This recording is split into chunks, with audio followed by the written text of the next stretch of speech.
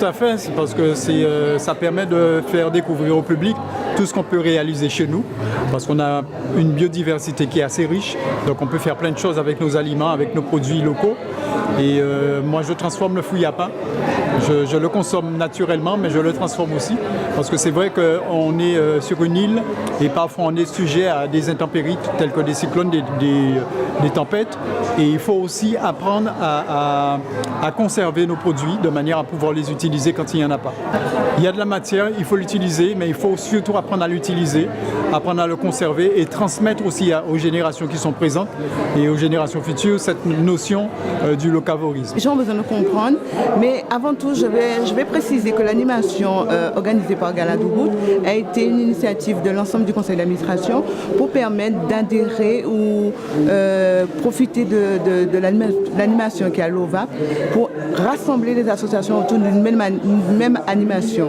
Alors, le Marie-Tête, il est effectivement bon de comprendre quelle est l'importance du Marie-Tête, les noms du Marie-Tête, et c'est pour cela que nous avons voulu aujourd'hui présenter cet atelier à tout le public. Oui, les gens ont adhéré, ça, nous sommes très contents et c'est une action encore, c'est un atelier encore à renouveler et puis peut-être à Gala, pourquoi pas. Et nous sommes dans une phase de réflexion permanente, c'est-à-dire qu'on se réunit souvent le vendredi soir et nous réfléchissons sur la commune de Saint-Claude, qu'est-ce que nous pouvons apporter comme projet, comme animation qui fera le plus. Eh bien, ce qui est particulier, c'est que c'est l'histoire déjà de la Guadeloupe, hein, et chaque coiffe représente un petit peu l'histoire de chez nous, puisque chaque coiffe a un nom et une histoire derrière. Alors je pense que c'est vrai que comme c'est quelque chose qui se perd, et je pense que c'est important que justement qu'on retourne aux sources pour pouvoir justement que la jeunesse puisse reprendre ce travail. Oui, comprendre et puis et mener à bien aussi ce travail. Mais c'est vrai que chaque année j'essaye d'emmener quelque chose de plus, d'évoluer un peu effectivement dans la conception des objets de décoration, surtout de trouver mon identité aussi au niveau donc des tableaux de sable, parce que jusqu'à maintenant c'est vrai que je reprenais un peu des motifs qu'on voyait à droite à gauche. Aujourd'hui je travaille beaucoup en inspiration. Quand j'ai une forme qui me vient par la tête, ben, je la pose sur mon papier, sur mon petit carnet, et ensuite je l'habille avec des images de chez moi, de la Guadeloupe, et puis le tableau ben, il se termine toujours avec des éléments de la nature, des éléments nobles je dirais, soit du bambou, soit de la paille de coco, soit le rejet de palmier royal. Enfin je fais un mixte de tout ça et avec ma base sable, parce que le sable c'est ma passion et ça demeurera toujours ma passion, et voilà, ça donne le résultat que vous voyez aujourd'hui. Alors chaque sujet est différent, surtout ce qu'il faut noter c'est que chaque sujet est unique, parce que je ne fais pas de copie de tableau, le tableau vient d'une inspiration, ça sort de moi-même, de mon être, et donc forcément voilà, ce sont des pièces qui sont uniques, elles sont toutes différentes.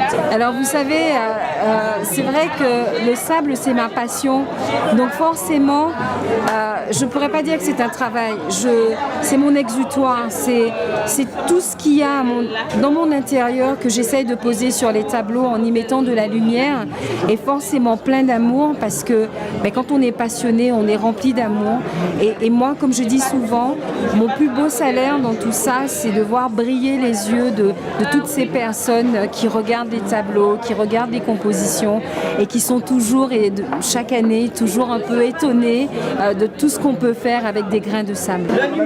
Ah oui, non, mais c'est quand même réconfortant, c'est rassurant de voir que le travail qu'on a mené en amont n'est pas fait.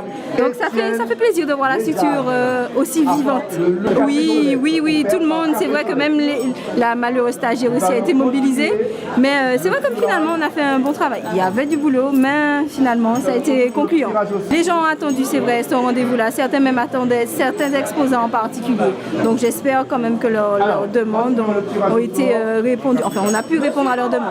Oui, les gens ont besoin de ce moment-là. C'est aussi l'occasion donc pour le personnel de montrer leur savoir-faire, puisque au moment où on a créé la première édition, on n'avait pas de savoir-faire, et aujourd'hui le personnel montre son savoir-faire. C'est toujours le grand bravo pour le personnel qui a mis en œuvre cette édition du marché de Noël. C'est aussi l'occasion pour ces fêtes de Noël de montrer que nous avons des artisans qui ont un savoir-faire dans tous les domaines.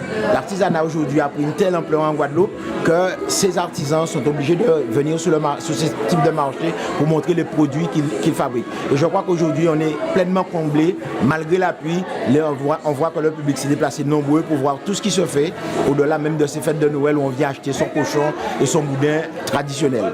Ah oui, tout à fait. C'est déjà, moi, je suis déjà sur l'édition 2019 pour voir un petit peu quelles sont les progressions, les améliorations que nous allons pouvoir porter sur ce marché de Noël. Et plein d'idées émergent. Le fait de voir les gens, le fait d'entendre leurs interrogations et tout, c'est de voir un petit peu aussi, c'est avoir aussi l'idée des exposants, savoir qu'est-ce qui leur manque, qu'est-ce qu'il faut faire de plus. Donc je crois que pour nous, ces occasions, on s'est vraiment lancé sur ces foires, sur ces marchés, sur ce type d'exposition. Je crois que le Guadeloupéen retrouve pleinement ses fonctions et comment faire développer ses produits.